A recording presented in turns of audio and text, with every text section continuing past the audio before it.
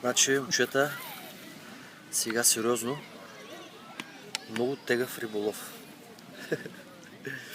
Много тегава история. Големи риби, неща да кълват. Сега мисля, че Леонардо няма да може да се справи. Коцето Данев, не знам, може би, 500, може би. Но Сони на изтичане не става работата в морето. Но мисля, че Васко с щеката ще ги разцепи. И така, момче, този ден бяхме за шарани. Много големи шарани, нищо не фанахме. Нищо да кълват. Водата сълза бистра.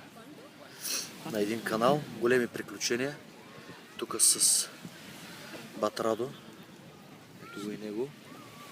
Старши риболовец. Батрадо, какво отвори там? Нещо изфъща. Трябва да затварям. Айде, чао.